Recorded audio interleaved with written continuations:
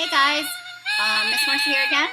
Gizmo and I and Groot are decided to read the next part of Polaris for you.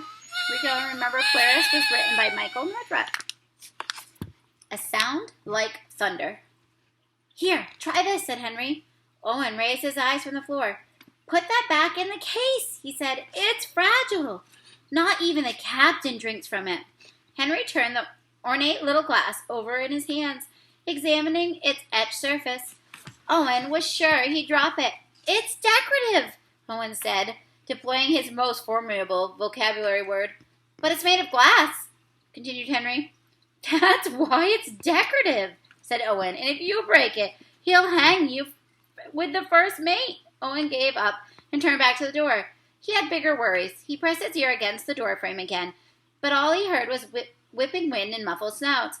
He listened harder, but now all he heard was the botanist assistant still talking and filling up the other ear. Turned back to him and exasperated. Be quiet. We need to find out what's happening. Once again, Henry held the glass out to him. This will help, he said. The glass is an excellent conductor of sound. Owen squinted up at him. He didn't like this boy much, and it was just watching him hold the glass made Owen nervous. But he was desperate. Show me how, he said. Henry knelt down next to him. You put the open end on the door, he said, and then you put your ear on the closed end. Owen took hold of the glass carefully and followed the instruction. The others all leaned in, trying to measure his reaction. Anything? Said Manny. Shh, Owen hissed, his ear pressed against the glass. I hear them. His voice trailed off as an argument started up again. The glass amplified the words and spared him the whistling wind in the door gap. There he is, called a voice Owen couldn't quite place. It's Ricketts. Dear Lord, look at him. Owen tried to understand what was happening. Had William Ricketts heard his name called and dragged himself out of the sick berth? A loud shout interrupted his thoughts. Get him! The words were followed by more shouts and heavy thumping sounds. The argument had become a scuffle. But why argue over a man who could barely walk, a man who could no longer even speak? Owen tried to picture Ricketts, remembering how he'd barely cleared the ship's rail on his return from the jungle, and how the old hitch in his walk had gotten even worse and worse in the days since. He shambled around, dragging his feet heavily across the deck, clumsier and more confused with each passing day. A strange and gruesome rash had broken out on his skin, and he'd fallen mute, either with nothing to say or no way to say it. This was just when he'd been confined to the sickbed to recuperate, or at least to prevent his devilish ailment from spreading. Rumor had it he'd even taken to perfuming himself to cover the heavy smell of his decay. Owen hadn't given it much thought, except to pity the man, formerly one of the best and strongest sailors.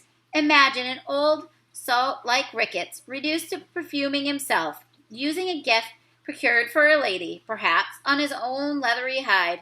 But now something else occurred to Owen, the rumors of their strange tropical illness. What had cut a deadly swath through the landing party, and the reality of one laying poor Ricketts low. Was that why the mutineers wanted him? His illness? But to what end? The answer came quickly. We've got him, Mr. Shannon. Do as you must, called the first mate. Don't you touch that man, called the captain. He is under our care, and if we must fly the quarantine flag in port, then so be. And a sound like thunder cut off the captain's words. No glass was needed to hear it. Through the door, Owen flinched as the amplified blast rang in his ear. The others in the cabin jumped back, and one or two even shouted with alarm. Owen leaned back.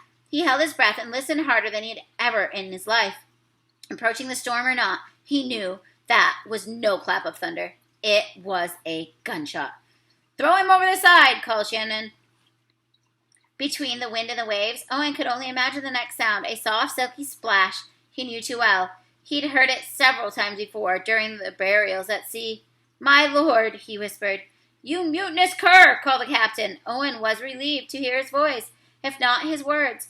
I'll sail into New York with a lot of you hanging from the yardarms. The shouts intensified, and then the scuffle gained such strength that Owen could feel as though the wood of the deck beneath him He sprang to his feet and tossed the precious glass back over his shoulder. He didn't need it anymore. Time for words was over. It was open mutiny now. 3 shots rang out in quick succession. The officers' pistols, shrieks of pain mixed with the shouts of rage, telling Owen that the rest of the work would be done with blades and hands. He rammed his shoulder hard into the heavy door, only to bounce off. "Help me," he called. "We must break it down." He turned back to the others, but then they had taken cover as soon as they heard the gunshots. Aaron and Thatcher were huddled under the table, and the Spanish brothers were kneeling along the wall. Only Henry was still standing close by, staring down at the broken glass at his feet, in what seemed to Owen a spell of stupid concentration. Owen glared back at him and the other boy's slender frame, silhouetted against the heavy glass windows in the back of the cabin. Outside, night was falling and the seas were rising. The waves tossed angrily under the fading light, their foamy tops in ashen gray. The vessel dipped in pitch and rolled under their command. Out on deck, the fight was already ending. There was one last scream, one last sailor succumbing to some unseen slash or phantom stab. Owen turned slowly back toward the door. He desperately hoped that the next sound he heard would be Captain Igling, bloodied but triumphant, opening the door and releasing the young crew members he had kept safe. But as the moments stretched agonizingly on, the only sounds were those of the wind and waves, and when a human voice rose at last, it was the last one Owen wanted to hear. Shannon. "Over the side with 'em, boys," he called. The silky splashes rose once more in Owen's mind, bodies committed to the deep with neither goodwill nor prayer. There was a brief pause. The mutineers did their dirty work, and then, "Him too, and let it be done." No name was given for the last body tossed over the rail, and none was needed. The captain, thought Owen. My captain. All right, guys. That was chapter 2. I'm going to read chapter 3 tonight, too, because it's short. Trial by fire. Aaron lifted his head and drew in a long breath through his nose. "Is that smoke?" he said. Owen sniffed the air. It was smoke. He leaned closer to the door. A gust of wind whistled through the gap, and suddenly the smell was stronger. "We have to get out of here," he said. This time, the others didn't argue. They rushed to the door together. Owen and Aaron, the 2 largest, were in front. They buried their shoulders into the wood, and the smaller boy pushed it from behind. But the wood was thick. Owen's shoulder ached as they drew back and crashed into the door. For the 3rd, 4th, and 5th time, stars burst and swirled across his vision. Finally, on the 6th try, he heard a dry, splintering sound. The door was pulling away from one of the heavy iron hinges. He shifted over the targeting that edge, and with 2 more bull rushes, the old door broke free. Owen stepped through first, squinting into flickering firelight, the coughing on thick smoke. His fists were clenched, ready for a fight, but the threat he saw was far more explosive. "What the blazes?" he said, and as the others filed out behind him. It was a fitting oath, because the center of the deck, a fire was burning. A length of rolled-up sailcloth had been curled into a semicircle, with one end aflame and the other end wedged beneath a wooden barrel. "That's gunpowder!" Aaron shouted. The fire had already rounded the bend in the cloth, and it was creeping forward, despite the light rain and the heat, drying the cloth, and its flames marched onward in the ominous sizzle. If those flames reached the barrel, Owen knew what would explode with enough force and fire to ignite the gunpowder below deck, too. "Get the buckets from the pump!" shouted Owen. "There's no time for that," called Aaron. Owen didn't doubt him. The powder monkey knew more about the treacherous nature of the combustion than the others ever would. Owen rushed across the rolling deck. He could feel the warmth of the flames against his skin as he leapt over the center of the burning cloth to reach the barrel. His heart pounded as he crouched down low and wheeled the little cask off the rolled cloth. Aaron rushed up next to him and kicked the end of the cloth across the deck just to be sure. Owen nodded his approval and then headed over to the seawater pump to get the first bucket of water himself. He cleared the steps to the low forecastle in a single leap. It wasn't quite night yet, but the heavy clouds made it seem darker than the hours as they doused the burning cloth. Oh my goodness. With immediate